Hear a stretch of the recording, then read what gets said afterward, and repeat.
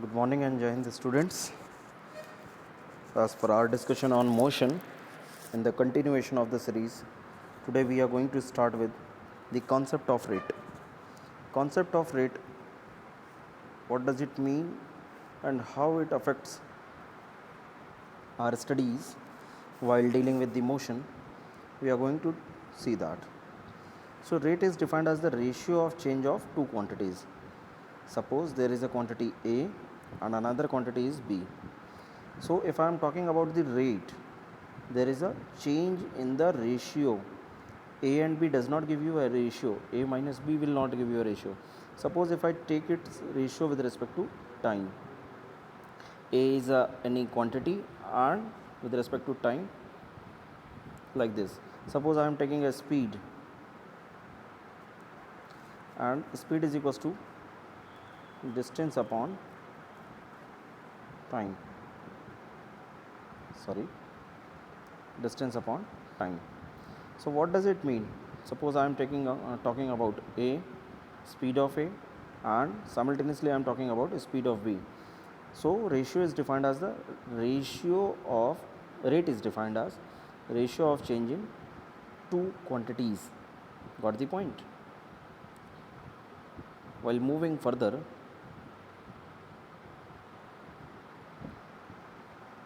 rate is of two types. First one is the average rate of quantities A with respect to B, and second one is net change in A upon net change in B. What they are talking about? In first case I am taking the average, and in the second case I am taking the ratio of net change to the net change of A to the B. एक case में हम average लेते हैं, दूसरे case में हम net की बात करते हैं। ये है हमारा रेट का कॉन्सेप्ट। और रेट का कॉन्सेप्ट यूज़ कहाँ कहाँ होगा? रेट का कॉन्सेप्ट आपका आगे आने वाले टॉपिक्स में हर जगह यूज़ होगा। पहला तो आप पढ़ेंगे स्पीड में, फिर आप पढ़ेंगे वेलोसिटी में, इसके बाद आप पढ़ेंगे एक्सेलरेशन में।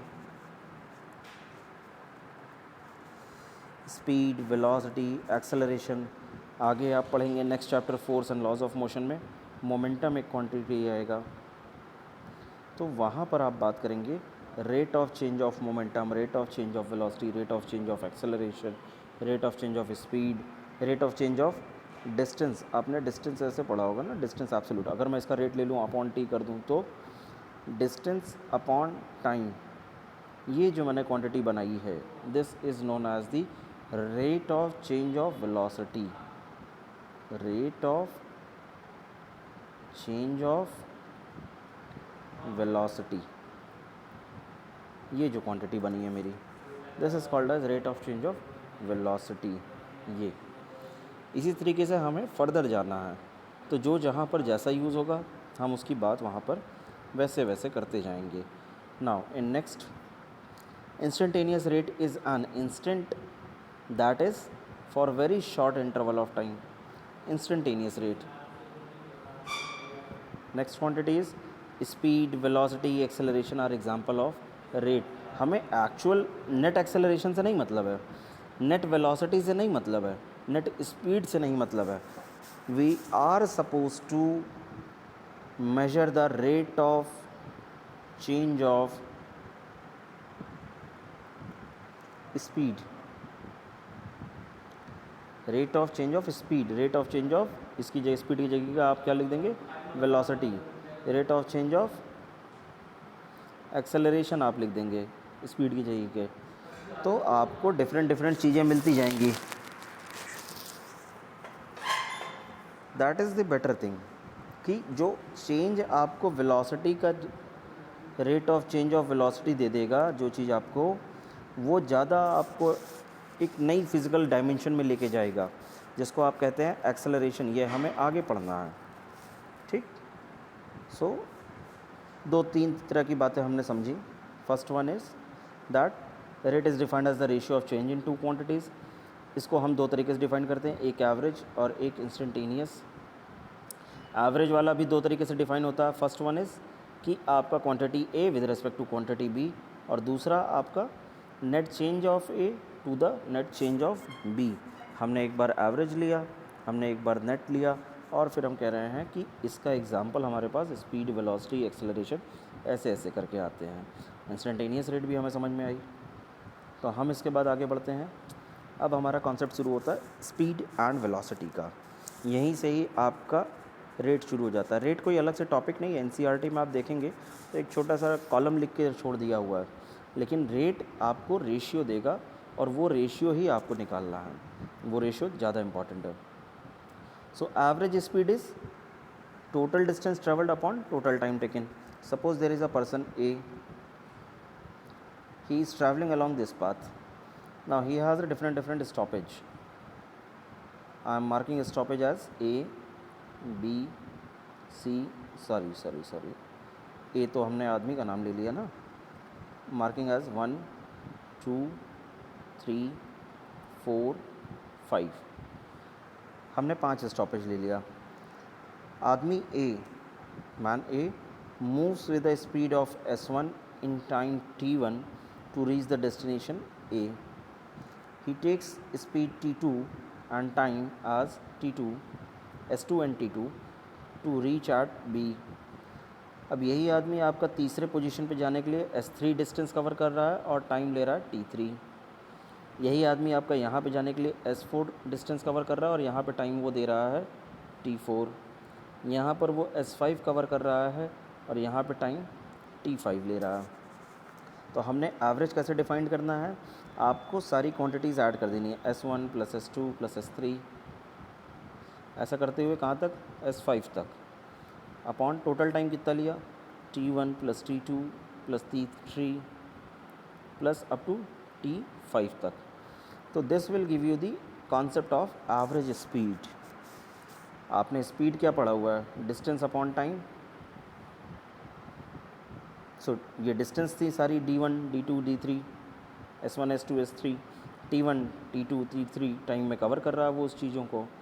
तो इस पे अगर हमें एवरेज स्पीड का कॉन्सेप्ट निकालना है, दैट मीन्स आपको total distance travelled upon total time taken निकालना पड़ेगा, ये वाला quantity, total distance travelled upon total time taken. And if I am talking about the instantaneous speed, तो speed during a very small interval of time. Suppose there is a person who is moving in a circular path, a person there is and he is moving in a circular path. तो अगर मैं इस fraction of time पे इस जगह की, जो मैंने रेड कलर से अब मार्क किया, ये इस जगह पर इसकी मुझे स्पीड चाहिए, तो मैं निकालूंगा क्या, इंस्टेंटेनियस स्पीड मुझे मिलेगी। इस जगह की जितनी टोटल डिस्टेंस है, suppose 2πr was the total length of the circle.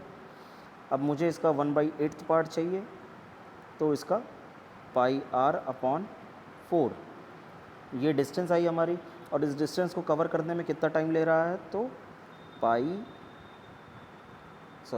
r upon 4, ये हो गई डिस्टेंस, अपॉन टाइम t1। तो इस इंस्टेंट पे हमारी जो स्पीड आई है, this is known as the instantaneous speed. इसका बहुत ज़्यादा यूज़ अभी आपके क्लास में नहीं है, लेकिन फर्दर स्टडीज़ क्लास 11th में आपको ये काफ़ी मेजर रोल प्ले करते हुए दिखाई देगा। So we have done with the average speed and instantaneous speed. Next is average velocity. There is a difference between term speed and velocity. अभी ये क्या डिफरेंस है ये समझना बाकी है। स्पीड पे हम लिखते हैं कि डिस्टेंस अपॉन टाइम, जो आपकी डिस्टेंस कवर हुई है और उसको कवर करने में जितना टाइम लगा है, जबकि and we also know that this speed is nothing but a scalar quantity while the velocity is a vector quantity, and to define a vector quantity we have to provide both, that is one is magnitude and other one is the direction। तो direction की जहाँ पे बात आ रही है, तो distance का combination जो हमें डायरेक्शन भी दे, that is nothing but none other than displacement, displacement upon time. Time upon में क्या मतलब दे रहा है, यह आपको बता रहा है कि आपका रेट कितना है। ठीक, अब इस रेट के बारे में हम बात कर रहे हैं, तो वेलोसिटी दैट मीन्स हमें डायरेक्शन भी देना है, तो displacement upon time. If distance और डिस्प्लेसमेंट का मैग्नीट्यूड इक्वल हो जाता है, what I am saying is